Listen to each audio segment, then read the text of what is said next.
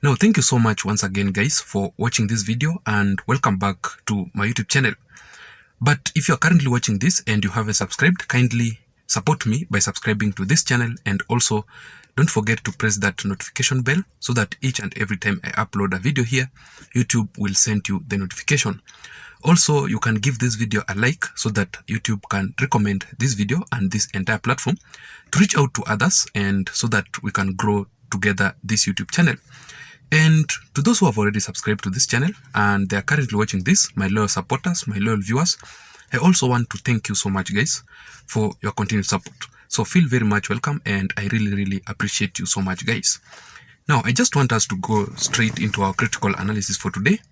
And the Azimio La Umoja Alliance leader, Right Honorable Raila Odinga, if you have been following his recent political moves very closely, you can clearly tell that Raila Odinga has now started to unveil his next political game plan to try and fix himself to William Samoei Ruto's Kenya Kwanza Alliance government in one way or another. And currently, as we speak, Raila Odinga has allowed, or he has authorized, all of his Azimio La Umoja Alliance elected leaders to work with President Ruto, or to collaborate closely with the current ruling government so that they can at least deliver the projects to the people who voted them in during the previous 2022 general election. But this is actually a U-turn for Raila Odinga, considering the fact that previously Raila Odinga had made it very clear that the people or the leaders from the Azimio La Umoja Alliance coalition, they should stay and remain in the opposition side, not to work with William Ruto. And the leaders of Kenya Kwanza Alliance should remain in the government. But I think Raila Odinga was saying this because of the massive defections that had hit the Azimio La Umoja Alliance so badly, because there were several defections there, and each and every person or every elected leaders from Azimio, if you were seen with President William Samoei Ruto, it was a conclusion that you have already defected from Azimio and you are working with President William Samoei Ruto. But from the look of things, ladies and gentlemen, I don't know if you have noticed, but the leaders who are currently working very closely with President William Samoei Ruto are none other than the ODM party leaders alone. If you compare the ODM party leaders, elected leaders, with other parties affiliated to Azimio La Umoja Alliance, like the Wiper Party, like the Jubilee Party, you will notice that the people who are working closely with the president are the ODM party leaders. And that is why, and that comes after Raila Odinga met them. You know, Raila Odinga had several meetings with the ODM party leaders alone.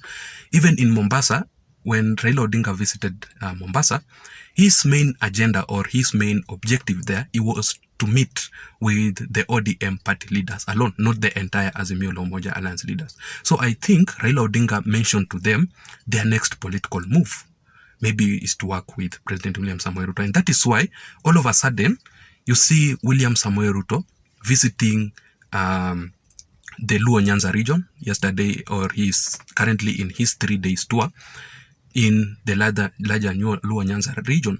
And you saw how he was welcomed there. You know, he was welcomed like a king. And actually Raila Odinga gave out a speech yesterday also saying that authorizing his leaders, ODM party leaders, to welcome President William Samoei Ruto to Kisumu County and also in Homa Bay County. And also, all of a sudden, you see Raila Odinga starting to praise Dr. William Samoei Ruto, and he has already told his ODM party leaders to support any bill or any motion that will be brought to parliament. And right now, as we speak also, ladies and gentlemen, Raila Odinga has already accepted William Samoei Ruto's move to introduce the office of the opposition leader, the powerful office of the opposition leader. And remember also that Raila Odinga was against all these moves by William Samoei Ruto, saying that if William Samoei Ruto wants to amend the constitution to bring that office of the opposition, he should also unveil the BBI, or revamp the BBI, because the BBI was giving out all the structure of the government. So that is all about it. But also I saw the ghetto president by the name Gaucho, who is a great supporter of Raila Odinga, saying that, telling his Azimio, or all the Azimio La Umoja Alliance supporters, that he does not see any possibility that Raila Odinga will be left out from William Samoei Ruto's government, considering the fact that Raila Odinga and William Samoei Ruto were still together, or were together in Pentagon, if you can still remember the Pentagon of 2007. So because of that close political history together, of working together, and remember that Raila Odinga during the Pentagon, he loved William Samoei Ruto so badly, together with Musalia Mudavadi. So they were still together. And that is why William Samoei Ruto can also have a second thought of at least giving Raila Odinga something from his government, because they suffered together and they have their political history together. But the question here is, if Raila Odinga tries or decides to join the ruling government or William Samoei Ruto's government, I'm sorry guys, I'm sweating currently so much, simply because the place that I have parked this vehicle, there is a light, the sun is just hitting me directly, and that is why I am sweating. But all in all, this is how we do it. This is our work. This is our main hustle here, and we must also work hard. So I was talking about this. If in case Raila Odinga joins William Samoei Ruto's government, what will happen to Kalonzo Musyoka, the Wiper party leader? What will happen to Martha Karua? Because the Azimio La Umoja Alliance, if Raila Odinga decides to join the government, and Uhuru Kenyatta, the former president, resigns officially as the Azimio chairman, then what will be left with the Azimio La Umoja Alliance? It will be very much weak, you know. So what will happen to Kalonzo Musyoka? Because Kalonzo Musyoka was eyeing to be endorsed by Raila Odinga for his presidential bid ahead of the 2027 general election. So what should happen, or what must Kalonzo Musyoka do next? You know, that is what Kalonzo Musyoka should be trying to ask himself, that question. But of course, Kalonzo Musyoka, being very weak politically, and he does not see, I don't know if he does not have, maybe he doesn't have the political advisors. Maybe that is why he behaves that way. But I think he should just invest in political advisors so that they can assist him to think about this. Because immediately Raila Odinga joins the government, that could be the beginning of the end of Kalonzo Musyoka. But if he calculates his mathematics, his political calculation right, then he can at least, you know, start again and grow. If I were to advise Kalonzo Musyoka, the first thing that I will tell him is to form a new alliance immediately. You know, form a new alliance that can take him to the 2027 presidential election. You know, he can try to join Martha Karua, Gideon Moi, and several other leaders, because immediately Raila Odinga will join the government, there are some leaders in Azimio who will be left out, because probably Raila Odinga will join, will try and fix himself in Kenya Kwanza Alliance government and isolate the others together with the ODM party leaders alone. And the other affiliated parties of Azimio will be left out.